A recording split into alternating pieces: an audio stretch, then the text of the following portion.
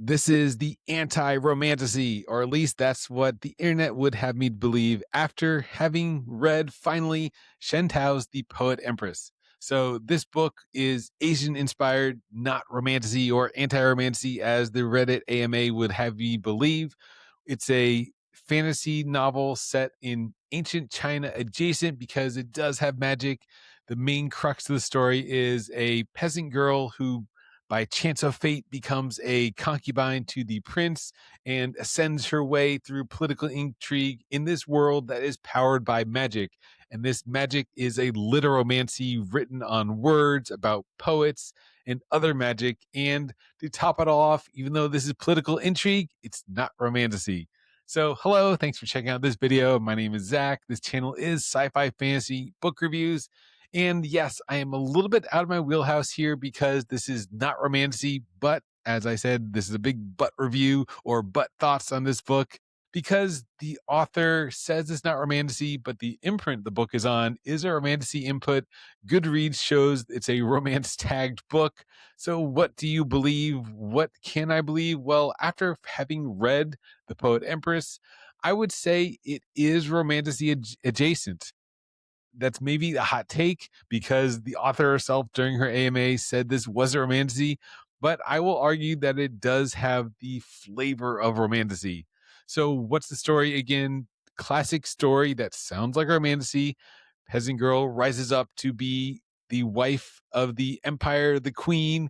You can use any sort of genre or country or setting for this, but yes, it's in ancient China. It's an Asian inspired, so it's sort of Wu Zetian in ancient Chinese history about a peasant ascending to the role of empress, and that is where you think the book is sort of going because it has the bones of that story to start out. That's what it is setting up, but throughout the novel, Shen Tao, to her credit, does subvert our expectations and throws us off when we think the plot is going one way. She zigs when we expect it to zag.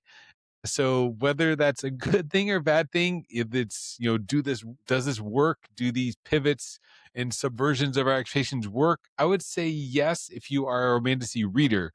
So I feel the target audience for this book is someone who is a romantasy reader. The reviews on Goodreads I know mention it's akin to these other novels like, oh, if you like X, you'll like Y. And the novels that are listed are ones that I am not interested in because they are more romantasy adjacent. So maybe it's the publisher trying to push the novel on a certain reader, but having read it, I would say it is sort of that genre because what is the book about is a very character driven book, which it could be romantasy or not romantasy. Not saying that's the definition of what romantasy is, but is a character driven book in the way that the book deals with the feelings and emotions of our character as she deals with political intrigue. And what really lead me into the romantasy aspect of it is that she starts developing feelings. It's a bit of a Stockholm syndrome because she's in sort of not really a prisoner, but yes, she's a prisoner because by design, she's a concubine. She can't really get out of her situation. So she is a bit of a prisoner, a Stockholm syndrome, where she starts developing feelings for her captors, for her. But we learn, of course, that he is a bad guy, really. He starts torturing her, but as typical, we get some flashbacks and we learn that, yes, he does have a tragic past as well. There is a whole reason behind it. And as we're told from the blurb of the book that she must develop this spell to take down the prince. So that's the whole journey that she's on. She's going to infiltrate the palace and eventually take down the prince by writing a spell, a heart spell. But we know just the description that this heart spell, in order to work, actually has to be based on real emotions. So in order to kill the person that she hates, she has to love him first. This is a very romantic sort of trope, I felt, and it's interesting. It is how that's going to play out. We're going to see that happen in the novel. And with that magic system, I was very unclear, even finishing the novel, of how the magic even works. So we're told, or maybe I just completely missed it in the hours and hours of reading about how magic worked, that it is a literomancy. It is based on poetry because there's also this suppression of reading, and it seems to me that anyone who reads and can write a poem, but we learn that the poem has to have meaning and emotions because these blessings, these poems can be written by non emperors or non royal family members that regular people can sort of learn the magic and how it works. So it's not an innate ability that some people are born with, like a just a general fantasy trope.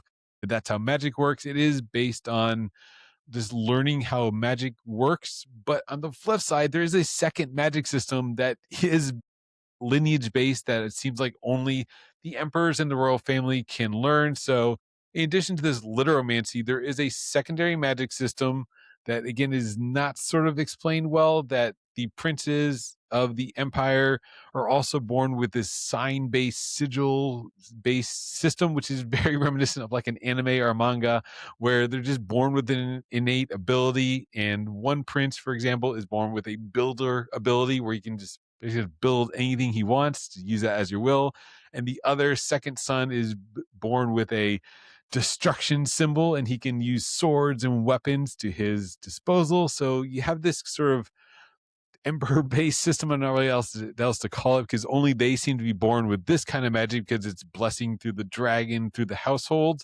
So there's also this, in addition to the literature based system, and this is not a magic story, which is again why I lean to be more of a romantasy. The magic is very secondary. It's way in the back burner of something that she's working on writing this poem, but no one seems to use magic sort of in their everyday life to make it easier, a la Harry Potter, where you're just going to use a spell to, do your laundry or something. This is not, no one uses magic in that way. The blessings are very sort of controlled by the society because they're given out as blessings to improve people's crops and things like that. So it is done for benefit of society, not like just a Harry Potter esque world, wizarding world where magic is just an everyday thing people do to just make their lives easier if you're someone who can use magic.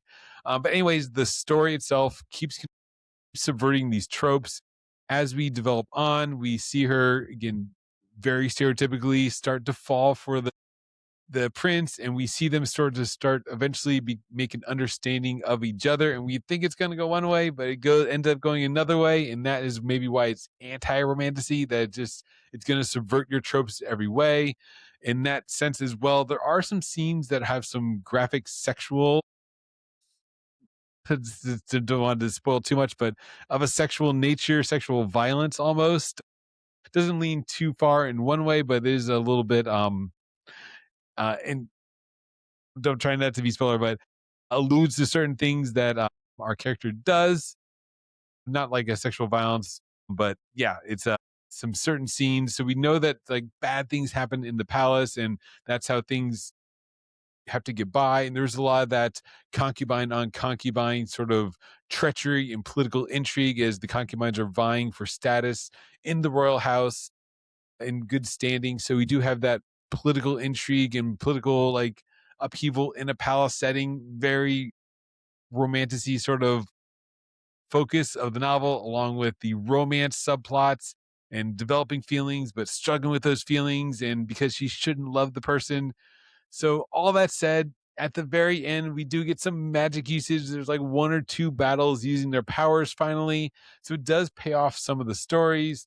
The ending did subvert my expectations because I thought it was going to go a little bit tropey, but maybe as the novel laid out its ground rules, it's going to subvert your expectations every moment of the way. So it does have a different ending, and that is where I will leave this. I feel this book is going to work for you if you are a romantasy reader or you're someone who likes political intrigue, you like reading those types of stories. You are going to maybe, or hopefully, if you read this, enjoy that setting. It is a Asian inspired, Chinese inspired political intrigue thriller which has flavors of romance as a plot but not full on romantic see by any means. So it is anti-romantasy with romantic elements. I think that is who is going to enjoy it. If you like your pure fashion fiction fantasy, this is maybe not work for you. I found it most like Iron Widow, which was not bad at all either. It was an okay first book. The second book I didn't enjoy, but the first book was good, but it felt a lot like Shinrei Zhao's Iron Widow, where you have, well, totally different. It's it's mechs battling each other. So there's no mechs here, but it is a take on political intrigue and court politics, but with a different spin on it. Not like the Iron Widow using mechs. That maybe was a bad analogy, but it felt a bit in vibes because it has that romantic vibes.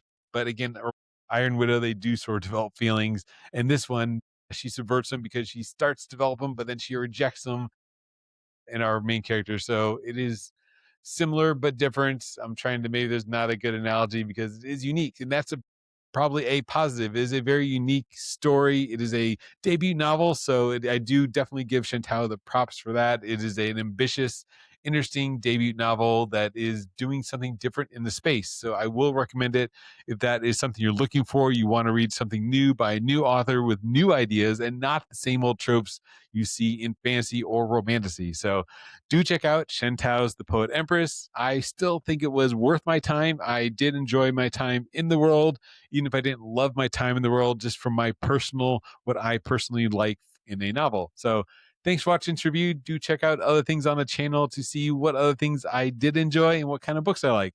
Thanks for watching. Have a great day. See ya.